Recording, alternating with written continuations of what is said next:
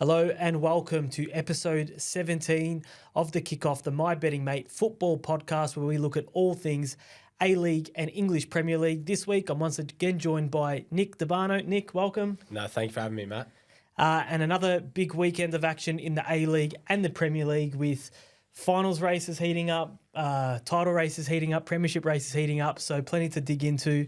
And as always, we'll start close to home with the A-League and obviously the final round of home and away fixtures this week as we sort of finalise the premiership picture and the finals. It's been a super tightly contested season all year.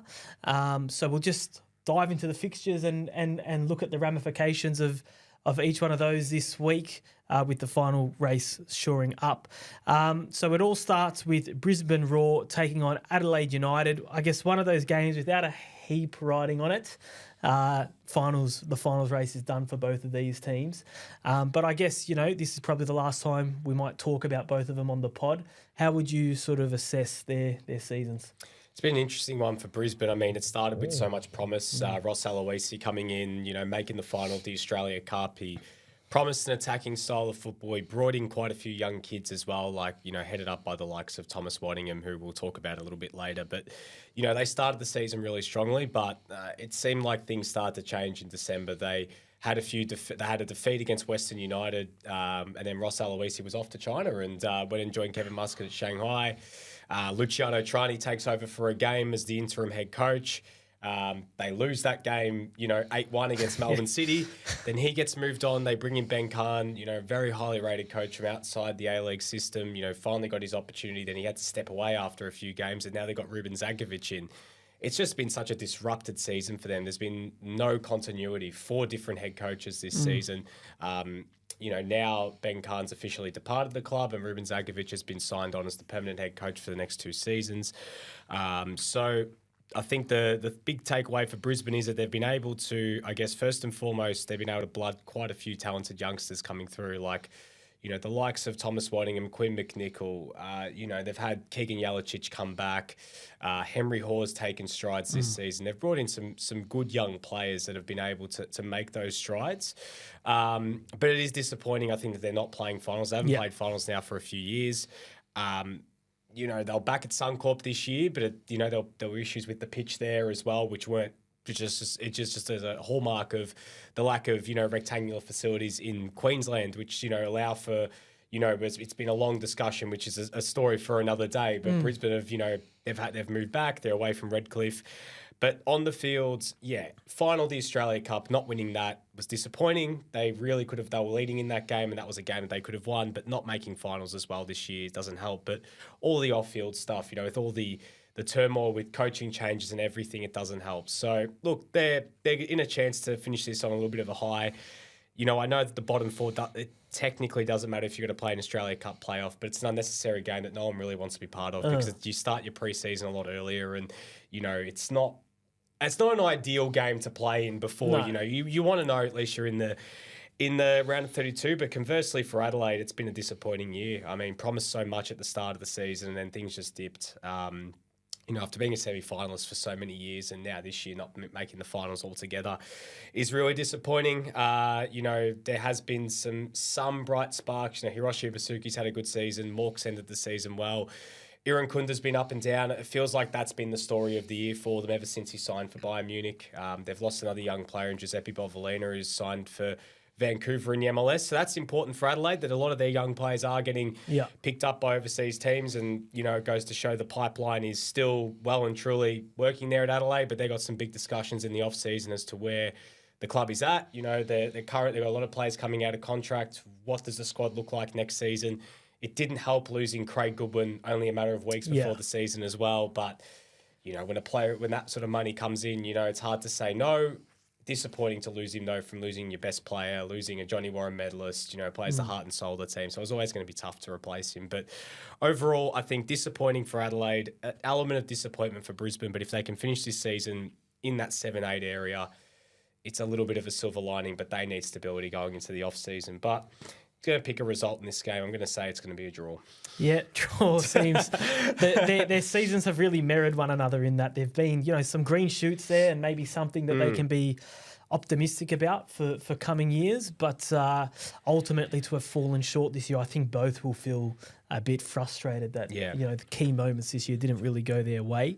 I think Brisbane might finish strongly in front of their home fans, so I'll back them in for a win. But yeah, it could really go either way, that game. Yeah. Next up, we have Newcastle Jets taking on Central Coast Mariners, a local derby.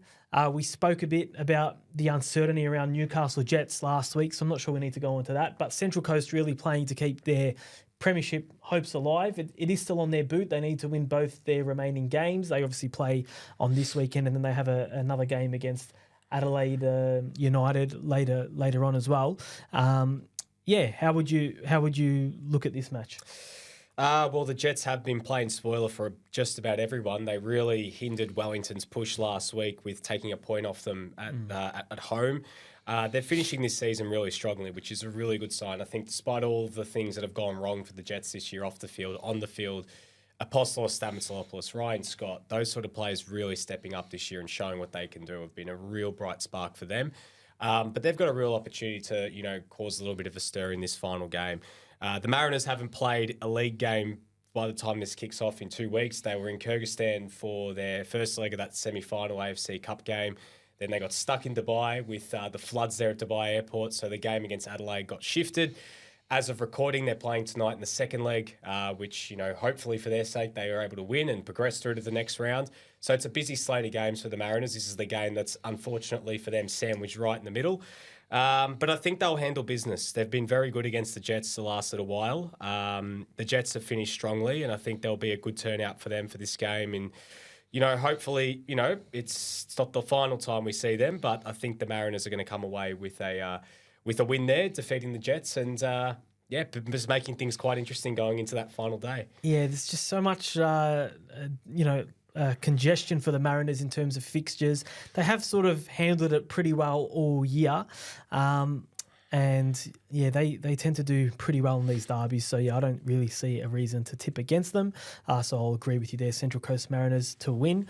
Wellington Phoenix taking on MacArthur. I guess MacArthur playing to finish as high as possible in the finals picture and hopefully pick up a home final. And Wellington Phoenix playing for a premiership. So, they really need to win this to give themselves the best chance of ending the season as premiers. Yeah, and it's going to be a big crowd expected down at Sky Stadium. So, the Wellington fans get out and about for that one because that's going to be a huge game. If they win this game and Central Coast, I believe if they don't win, or if they lose the game against the Jets and Wellington win the premiership. So they'll keep an eye on what's going on in Gosford and Newcastle, and praying that the Jets are able to come away with a win there, and because then it'll be a party atmosphere over in Wellington. It was supposed to be both these games running simultaneously, and unfortunately because of what's happened and the Adelaide game being shifted, potentially won't have a premiere until next Wednesday. So, but I think Wellington will handle business here. They've been very good at home. MacArthur, look, it's been a great season for them. They're back in the finals this year. There was a gutsy win against Sydney where a bit of controversy in that game with the Ivan Vujic red card. But look, they'll want to make sure they can lock in a home final. They just need a point by doing that. But if they don't, it puts the pressure back on them, because Sydney, if they then defeat Perth Glory, they can leapfrog them, and then suddenly they're playing an away final. It's not like they have to go too far. It's on the other side of the Sydney CBD, but it's still not playing Campbelltown Stadium where they've been very good this year. So I think that's really important for them. But I think Wellington will handle business and extend that premiership race just for a few more days, or potentially, just maybe, you never know, it could be all sorted on that Saturday, which would be great for the Knicks. Yeah, I think I back Phoenix at home in this one. I think their motivation might be a bit stronger than MacArthur's. They'll have a big crowd behind them. They've been pretty good at home, obviously, all year. It's been they've really used that to their advantage. I'm backing Wellington in for the win there. Melbourne Victory taking on Western Sydney Wanderers. Victory again, looking to finish as high at the table, lock in third spot. Wanderers, they need a win. They need a result to go their way elsewhere to sneak back into the finals. They really did lose their opportunity to play finals football, at least in their own control last week against Melbourne City. What do you make of the Wanderers season, assuming this is really the last time we're talking about them this year? how long have we got? It's been an absolute roller coaster. I think they were expecting this was the year that they'd kick on after making the finals for the first time in 6 years last year. It's a disappointing exit to the finals last season. They did lose some key players, but they brought in a lot of quality as well. Yes, Brandon Borello's been injured. Yes, they lost Lawrence Thomas to international duty, but they started the season pretty well. And the way that they've dipped has been, just it's been an absolute roller coaster for the fans. There's been off-field stuff as well. It's been going on with, the RBB and the unfortunate circumstances around what happened at that second Sydney derby of the year. It just has been one thing after another with them this year. It feels like things really took a dip after that loss against MacArthur earlier this year, where remember Marco Rudan's press conference after the game, and then it has felt like from there it's been an uphill battle. They did turn things around a little bit. It seemed like they were starting to get things back on track, but these last few performances, 3 losses in a row now, it's really, really impacted them because Melbourne City weren't winning before the other week. They had the opportunity to really kick clear, and now they're not in control of their own destiny. And it's just felt as if, I don't want to be harsh and say the wheels have completely fallen off, but it feels like they're on, they're trying to drive with a flat tire at the moment. Yeah. And it's tough for them, I feel for the fans that, this was supposed to be a year of promise, and it's been a tough period for the Wanderers ever since, the excitement of the early years. Things haven't gone in the way that the Western Sydney Wanderers would have been hoping from when they started so well in this league and won the Asian Champions League and played in grand finals. Last year was a glimmer of what could be, but this season things have just fallen away. So it's going to be a big off season for the Wanderers to work out, what direction this club goes in, and what the squad looks like next season. This game against Victory, though, it's must win. They have to win just to keep it alive for another day. It might still just be a moot point depending on what happens with Melbourne City's game on Sunday. But I think Victory will handle business. At home, farewell game for Lee Broxham, I think as well. They'll give Broxy, an opportunity to say goodbye. They've already locked in a home final. They want to finish as high as they can up the table and finish third and lock that away.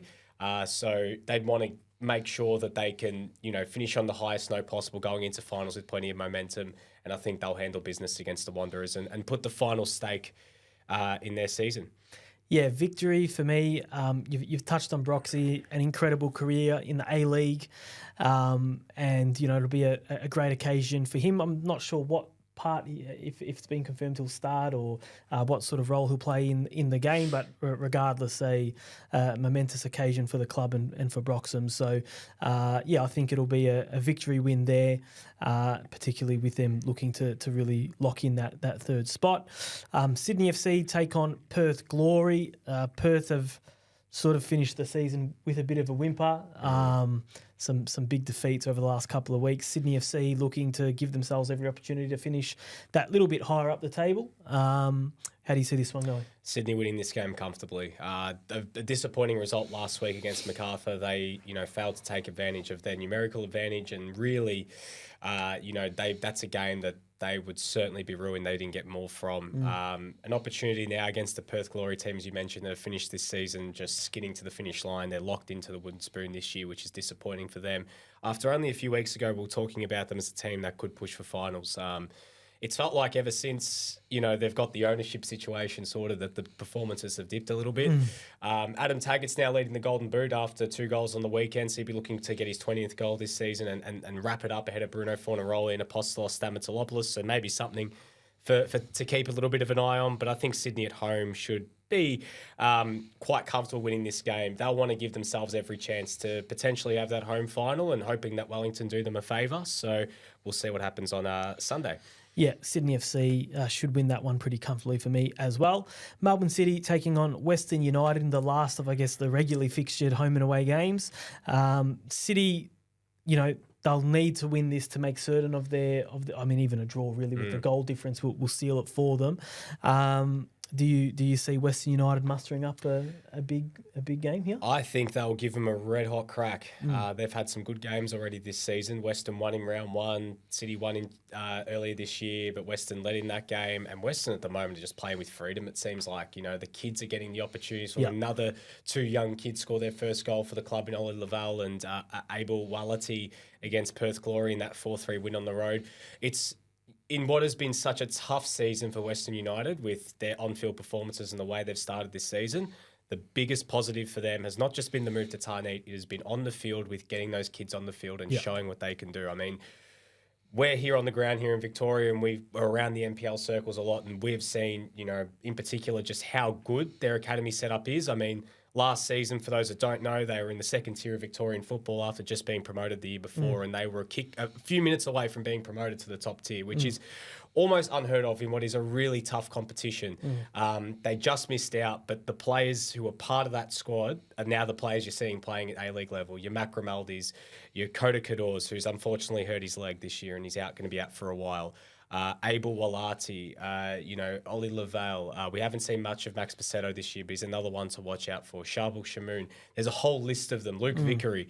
And these players are going to be the players that take this team forward, because I feel like, they've gone down the route that what took them to the premiership was experience. Now that dynamic has changed. They've gone a lot younger because of also out of circumstance with injuries and everything like that. And you know what? It's put them in a good position for next year, because these players, with this experience they've had, being able to take that into next season will be absolutely invaluable for them. So as much as it's been a tough season without playing finals for a second straight year, if you're John Aloisi and you're the brains trust there, you'd feel very confident next year. Okay, we're playing all our home games in Tarneet. We've got these young kids coming through. We've still got some really good top-end players like Daniel Pena, if they can get him back after his loan spell expires. But he has said he wants to stick around. So you keep those players. There is every reason to have optimism going into next season that maybe they can turn a little bit of a corner and actually start to build some momentum, which is important for the club. I feel like if you're going to bottom out in the A-League, this is sort of the way to do it. This is the best way to do it, You play the kids. I mean, they're the youngest of the three Melbourne teams, but they already have the most Melbourne feel to their squad. So credit to them on that front. I think, it's quite a shift from the team that actually won the championship for them, where they were really top-heavy on older, experienced players. And they've gone full, 180 on that. And but the kids that are playing are kids that have come through their academy, not kids that they've poached from necessarily other academies as well. Or they've played a fair chunk of their football within the Western United academy. So from that point of view, I think plenty of positives for Western United. Probably a lot more positives than the teams that are 2 or 3 spots above them on the table, and should hopefully hold them in good stead for next season. I do think, Melbourne City will probably win the game, but, a team that will play finals but probably have a lot less positives in some ways especially with respect to the expectations on them and the sort of squad that they've assembled. It's a really interesting dynamic there. Well, the only thing that I think can save Melbourne City's season is going on a run here. That is it. Like, they have the quality to do it. That's one thing that got to make very clear is they have the players that... They're the one team that I think if you're Victory or MacArthur, you don't want to play even Sydney FC, you do not want to play these guys. Well, they won't play City, it will only be MacArthur or Victory, but you're one of those teams you do not want to play Melbourne City in a one-off game, because finals are just, everything changes. It's win or go home. And all your form all season goes out the window, and Melbourne City, with the top-heavy talent they've got, with the likes of Arslan, Leckie, Jamie McLaren, who's had a disappointing season, but, by his standards, but he can turn it around and he can still score goals when it matters.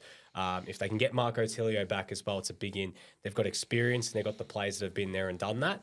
So I still think they'll win this game, but I think for them going forward, there'll also be big conversations for them this off-season as the direction they go in, with a lot of key players coming out of contract.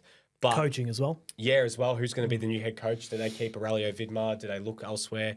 But I think, City win this game. They lock in a final spot. And then I think what that means, if we're looking at based off our predictions, Matt, it looks like we're going to get Melbourne Victory versus Melbourne City in elimination final, and Sydney FC at home against MacArthur, which...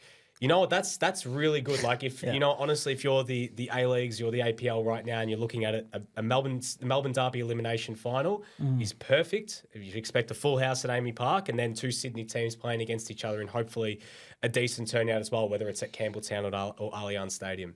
Hopefully they get something to market and bring some crowds in. That's how it plays out. Of course, the final game of the home and away season is playing a bit later than expected. We'll touch on that quickly. Central Coast Mariners versus Adelaide. This will essentially be the premiership decider, depending on how this weekend's fixtures play out, of course. But I guess a quick tip there. I mean, it's hard. There's so much water to go under the bridge. But I think the Mariners just wrap it up. I Yeah. think they win the next 2 games. They wrap up first spot, and it puts themselves in the best position to go back to back this season. yeah, if the premiership's there on offer, I think they win. They'll Unless- handle business, yeah. Unless there's an issue this weekend and they're playing for pride, we'll see. Before we head over to the Premier League, there's not often that these two leagues sort of cross over, but there is some Premier League interest in one of the leagues, Bright Talents, which has followed, I guess, a narrative all season of the best young players in the league being looked at from overseas clubs. I think it's a really good thing for the A-League to aspire to, for our younger players to start being looked at by clubs in the top divisions. We've seen Iracunda go to Bayern Munich, and now Thomas Waddingham is a likely target for Tottenham. Yeah, it looks like Thomas Waddingham is potentially on the way to Tottenham. I mean, there are reports coming out of the UK that they're leading the race to sign him, which is really good news for not only Waddingham, good news for Brisbane Roar, good news for the A-Leagues, good news for Australian football. Bayern Munich also reportedly interested in him as well, and there's apparently other Premier League teams that are looking at him. He had a trial at Blackpool, who, of course, are in League One at the moment. But Tottenham, I mean, it's the Ange Postecoglou connection there as well, looking back and seeing if there's a player there. And it's great news. Even if he's not, we don't expect him to go there and he's going to be playing in the Premier League team next year. No. There's no expectation for that. But being around that reserve system, he's only 19, playing Premier League 2 next season, it'll be invaluable for his development. Even a loan deal going out to a lower English team, getting some match experience down there, be massive for him. And the players he'd be working with every single day, working with Ange Postecoglou, potentially getting an opportunity on a pre-season tour as well with them, whatever that might be. That's massive for him. So this is the interesting part about this is over these next few weeks about that is that there is going to be a window now for these Aussie players to really show what they can do. And as much as people might look at the A-League All-Stars game and think, okay, it's just a friendly or whatever else. But for these players, it's also an opportunity still, because there'll be people watching, like we saw that with Garang Kuol a couple of years ago when they played Barcelona. You have a big performance in that game. You have the world's eyes on you because Newcastle fans will be watching, and you just don't know who's watching these games. So if you're one of those young players and you have a big performance in that game and you can show what you can do, it immediately gets those extra eyeballs on it. Yeah. So I think that I really hope that there are more players that, European clubs are looking at and that get picked up, because contrary to all the discussions about, do we have the talent? There is a stack of young talent here in Australia. We've probably got the best stack of young talent, in my opinion, that we've had since the golden generation. Yeah. It's been a tough week. The Olyroos not making the Olympics is a big disappointment, but there are very good players here.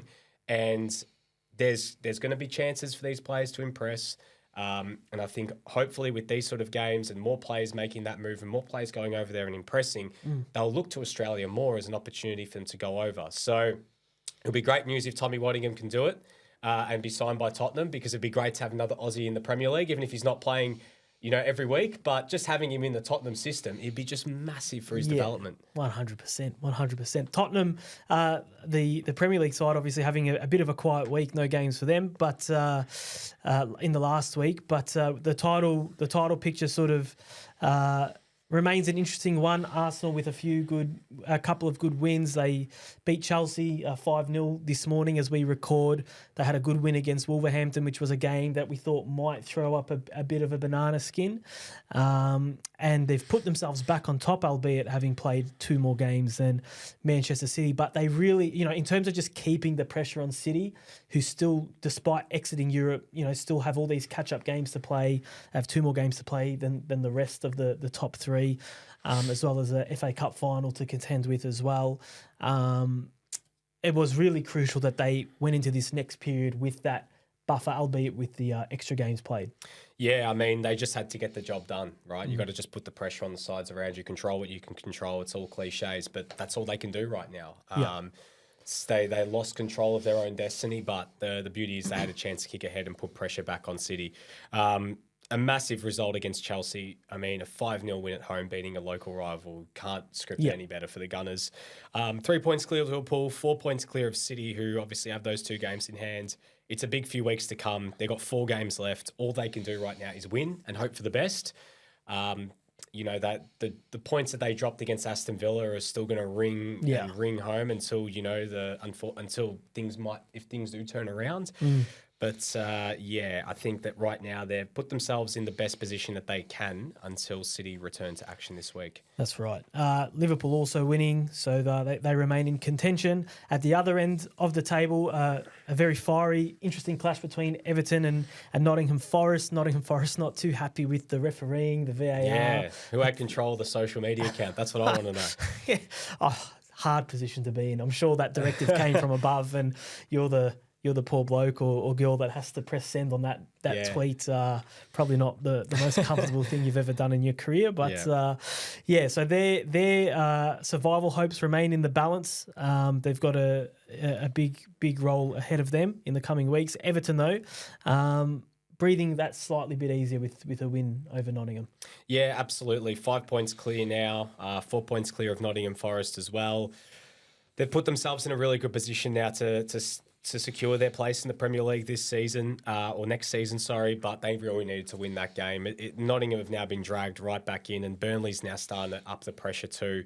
So it's a big time for Nottingham Forest, because if they're not careful, one of those two teams, Luton or Burnley, will catch them. They're starting to find form at the right time. And yes, they've had their points deductions as well. And this is the thing, right? Like, things might change in the courts. It might be up to the courts at the end of the day, which is such a unique position for us to be in right now, that after match day 38, when it's all said and done, we still might not know who's going down. Like, it might not be decided straight away, even though it's kind of got to be decided soon so teams can prepare. You know, like players can prepare whether they want to think about, you know, am I going to play in the Championship next season? Am I going to play in the Premier League? What's it going to look like?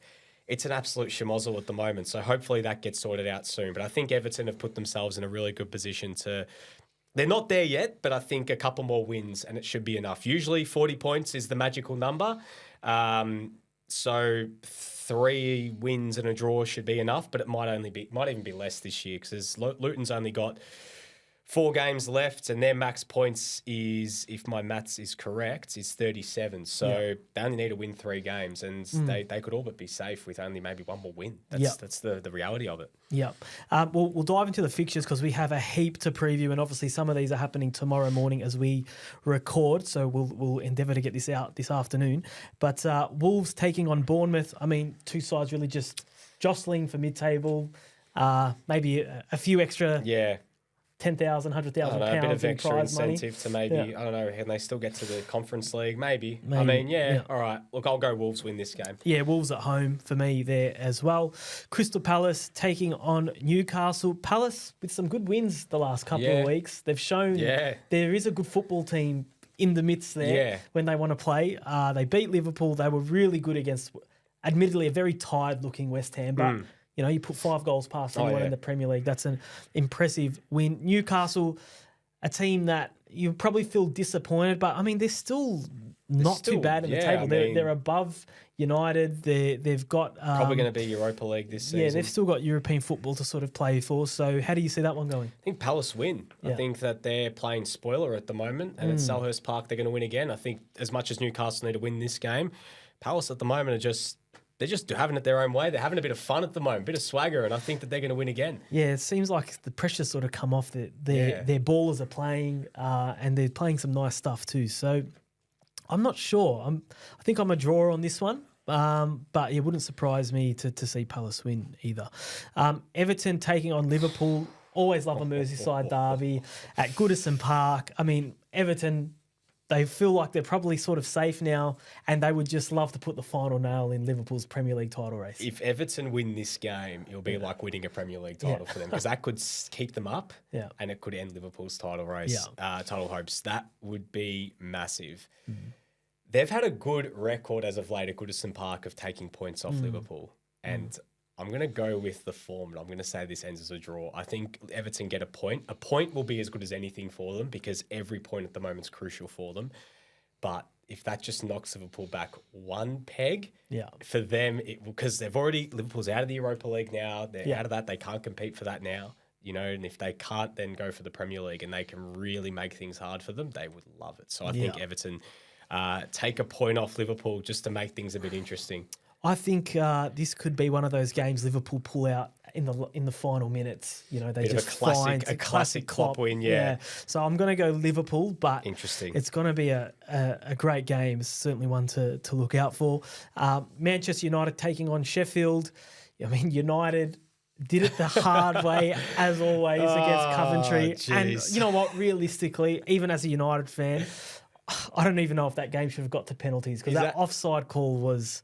You know, if I'm a Coventry fan, I feel like my heart's been ripped out. Is that the most unsatisfactory win in the semi-final ever as a United fan to go through? I can't think of a worse way. I mean, you're playing a lower league team. Yes, you got to, you know, Eric Ten Hag's in the media talking, well, it's all about the result. And I think he's got to make up his mind a bit too because, you know, previously it's not always been about the result for him. It's been about the process, the way they play. To have given up the lead that they had and then have to win that in extra time. On penalties even. Very tough one. I mean, look, at home against the bottom place Sheffield side who have really struggled. Yeah. I'm backing United for a win. I think the smart money's on United, but he's going to have to hope these boys really pull out a big performance and answer the critics because they almost finished that semi-final with more pressure than they started it with, which is incredible. Well, when you go to penalties when you're up 3-0 against Coventry City, in all due respect. Yeah. I mean, what is going on here? Like, I'll never forget waking up and looking at you look on the apps and you see the scores, like the timeline of the game, and you're just looking, you're like, what the hell happened here? Like, you know, and you watch the highlights back and I mean, it's been an unbelievable year for Manchester United in all the wrong ways. Yeah. It's been an unbelievable 10 years, I think, probably is the best way to sum it up since Sir Alex left. Yeah. Look, I think they beat Sheffield United, but these are the games that United have shown that they tend to struggle in. Yeah. Sheffield are technically still alive, but they need a lot of help. Yeah. They need a win and a lot of help. I mean, they're not going to give up the ghost, but I think United win this game and bolster their chances of at least playing in Europe next season. Yeah, beautiful. All right, and then we'll look at the next over the weekend as well. So we've got Brighton taking on Manchester City as they return to league action. It is at Brighton. I still don't see any reason to tip against City, to be honest. They're out of the Champions League. It's all eggs in the Premier League basket until, I mean, the FA Cup finals after the Premier League season finishes anyway. So, I think City win this. City win and win comfortably for me. Yep. All right. And then West Ham take on Liverpool. Another interesting game for Liverpool. I've got the feeling watching West Ham on the against Crystal Palace, I wouldn't say they checked out, but they just looked exhausted. And we've said the same thing about Liverpool, but I think Liverpool with the motivation that they have, to stay in a title race, I'd back them in even away. Yeah, I mean, West Ham is still technically in with a chance of playing in Europe next year, and the fact that they're out of the Europa League now means that they can focus solely on just getting as high up the ladder as they can, but Liverpool have got so much more to play for, and, it's a short turnaround. They're playing the lunchtime kickoff, Jurgen's favourite, down at the London Stadium. I think Liverpool win this game. I can't see them losing both these games against Everton and West Ham or dropping points in both games. I think if they drop points in the other, they'll certainly get points in the other. So I do think that Liverpool win. You're right. I think West Ham they just look very tired now. They had to really refine that energy again after the Christmas breaks. They had a really bad dip after that. And they're going to have, I think that they're going to get to a point this offseason where they're going to have some conversations like, what direction the club goes in. David Moyes has been a great servant for them. He won them, their first ever European trophy last season. He's kept the team. He's made them into a top half of the table mainstay, but it's that matter of what's next. You're looking at Aston Villa and you're going, okay, Villa's going to potentially play Champions League next year. We should be looking at getting to that level as well. Do they stick with Moyes? I think that they will, but there will be some conversations. There's always seems to be some scuttlebutt with West Ham and what direction they go in. Then Moyes manages to pull some results out and he keeps his position. So there's that part of me that wouldn't be surprised even if he ends the season with a bit of a flurry as well. But I think Liverpool win this game. Yep. Fulham versus Crystal Palace. Again, two sort of middle-of-the-road teams. Both teams have had good moments this season, a lot of indifferent sort of times as well. mean, I'm just going to go a draw here. Yeah, I'm struggling same. to separate them. Same. It's not that deep. Sorry. Manchester United taking on Burnley. Again, United probably a bit of a soft run home here as they chase the an unlikely top four finish if they're still in the hunt for that. But I think they'll beat Burnley at home. Yeah, Burnley back in the hunt to stay up, so they got to win this game. Like they've really got. And there's a good opportunity for them this weekend with Nottingham Forest playing City this weekend as well. So Vincent Kompany's got to get them up for this game because if they can get 3 points here, it's on. It's really on. Yeah, so considering United are going to be playing in midweek, I don't know. I think Burnley might be able to cause a bit of a stir, but I do think United are going to win this game but Burnley's going to make it very tough for them. It wouldn't be the first time Kompany left Old Trafford happy with the results. So yeah, wouldn't surprise, but I still think United will get it done. Newcastle taking on Sheffield United. At this point, I'm not tipping Newcastle win. Newcastle, anyone other than Newcastle in that one. Wolves, Luton, interesting game, but it's at Wolves. I'm not sure. Luton haven't been the best away from home this year. Yeah, but Luton are desperate now. You'd think like they got to throw all the eggs in the basket. And Wolves are basically, they're mid-table, everything like that. Draw. Yeah, I'm backing Wolves in here. I think they're going to help send Luton down in this one. Everton taking on Brentford. Oh, it's big. It's another big game, isn't it? Huge. Look, I think the form has been with Everton in the recent weeks. Yeah, but it is another tough one to pick. It's at Everton. I'm inclined to go Everton there. Yeah, I'll go Everton with a win here. I think this is the week that they secure their place in the Premier League, and I think Everton, we need them in the Prem. They're a big team. They've got a new stadium coming in. We know Everton as a team that's usually in the top half of the table. The fact that they're down here right now is not the Everton we know. So I'm hoping for their sake that they can, secure their place in the Premier League with a couple of good results. Aston Villa taking on Chelsea. Villa, really keen to keep themselves in that top four. Chelsea, again, hot and cold. When they're bad, they're bad. I mean, not to take anything away from Arsenal because I think personally Arsenal have been the best team to watch out of those top three when they're really on, and I think they were really on against Chelsea. But Chelsea just let themselves. They start to show some glimpses of form, and then they're back to square one almost. Yeah, then they're arguing over penalties and, all that, the usual. And, I think, look, as much as there has been, some bright sparks for Chelsea this year with Cole Palmer in particular, who's really come in leaps and bounds, and they got some good young players, but they've got some big conversations to happen this offseason. What is the squad makeup? What are they going to do? Because they've spent so much money on all these new players and it has resulted in nothing. It's the second straight year where they're going to be finishing in mid-table, which is an indictment for where Chelsea were only a matter of years ago, and they won the Champions League only 3 years ago. Yeah.